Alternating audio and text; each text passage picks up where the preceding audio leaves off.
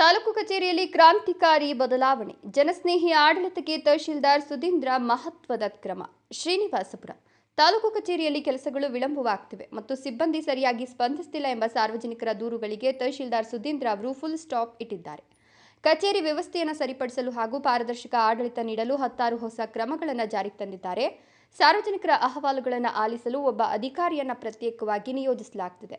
ಒಂದು ವೇಳೆ ತಹಶೀಲ್ದಾರರು ಮೀಟಿಂಗ್ ಅಥವಾ ಇತರ ಕೆಲಸಗಳಲ್ಲಿ ಬ್ಯುಸಿ ಇದ್ದರೂ ಸಾರ್ವಜನಿಕರು ಈ ಅಧಿಕಾರಿಯ ಬಳಿ ತಮ್ಮ ಅಹವಾಲನ್ನು ಸಲ್ಲಿಸಬಹುದು. ಸಲ್ಲಿಸಿದ ದೂರು ಅಥವಾ ಅರ್ಜಿಯ ಪ್ರಗತಿಯ ಬಗ್ಗೆ 1 ವಾರದೊಳಗೆ ಕಡ್ಡಾಯವಾಗಿ ಅರ್ಜಿದಾರರಿಗೆ ಮಾಹಿತಿ ನೀಡುವ ವ್ಯವಸ್ಥೆ ಜಾರಿಗೆ ತರಲಾಗಿದೆ.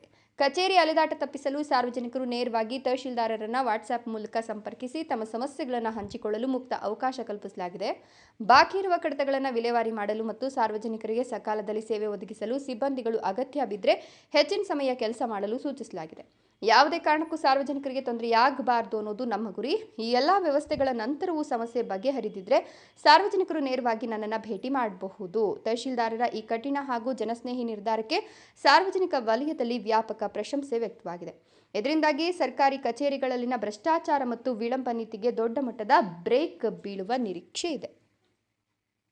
ಮತ್ತು ಆ ಮೂಲಕ ಜನರನ್ನು ನೇರವಾಗಿ ತಲುಪೋದಕ್ಕೆ ನಾನು ಪ್ರಯತ್ನ ಪಡೋದಕ್ಕೆ ಇಷ್ಟಪಡ್ತಾ ಇದ್ದೀನಿ. ಏನಪ್ಪ ಅಂದರೆ, ನಾವು ಇಲ್ಲಿ ಒಬ್ಬ ನವೀನ್ ಅಂತ ಒಬ್ಬರು ಇದ್ದಾರೆ, ಅವ್ರನ್ನ ನಾವು ಉಳಿಸ್ತಾ ಇದ್ದೀವಿ. ಇಲ್ಲಿ ಏನಂದರೆ, ನಿಮಗೆ ಏನೇ ಕುಂದುಕೊರತೆ ಇಲ್ಲಿ ನಾನು ಮೀಟ್ ಆಗೋಕ್ಕಾಗಲ್ಲ, ನಾನು ಇರಲಿಲ್ಲ ಅಂದ್ರೂ ದಯವಿಟ್ಟು ನೀವು ಬಂದು ಅಲ್ಲಿ ಬರ್ಸ್ಬಿಟ್ಟು ಹೋಗಿ. Within a week with update ನೀವು ನವೀನ್ ಹತ್ರ ಮಾತಾಡಿದ್ರೆ ಏನಾಗ್ತಿದೆ ಅನ್ನೋ ಪ್ರತಿಯೊಂದು ಈಗ ಅವ್ರ ರಿಜಿಸ್ಟ್ರಲ್ಲಿ ದಾಖಲಾಗುವಂಥ ವ್ಯವಸ್ಥೆನ ಮಾಡ್ತೀನಿ. ಪ್ರತಿಯೊಂದೂ ಅವ್ರ ಮೂಲಕ ನಿಮ್ಮನ್ನು ತಲುಪ್ತಾ ಇರ್ತೀನಿ. ನಾನು ಯಾವುದೇ ಕ್ಷಣದಲ್ಲಿ ಯಾವುದೇ ಒಂದು ಇದರಲ್ಲಿ ಅಕಸ್ಮಾತ್ ಏನಾದರೂ ಆದರೆ ನೇರವಾಗಿ ನನಗೆ ಮೆಸೇಜು ಮಾಡ್ಬೋದು. ನಾನು ಈಗ ನೇರವಾಗಿ ಜನರ ಜೊತೆ ಮೆಸೇಜ್ಗಳ ಮೂಲಕನೂ ಅಂದರೆ ವಾಟ್ಸಪ್ ಮೆಸೇಜ್ ಮೂಲಕನೂ ಸ್ಪಂದಿಸ್ತೀನಿ.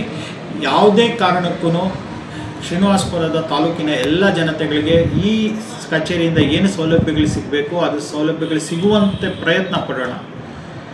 ನೀವು ಇಷ್ಟೆಲ್ಲ ಮೀರಿ ನಿಮ್ಮ ಕೆಲಸ ಆಗಲಿಲ್ಲ ಅಂದರೆ ನೇರವಾಗಿ ನಾನು ಕಾಣ್ಬೋದು. ನಾನು ನಿಮಗೆ ಸದಾ ಸ್ಪಂದಿಸೋದಕ್ಕೆ ರೆಡಿ ಇರ್ತೇನೆ.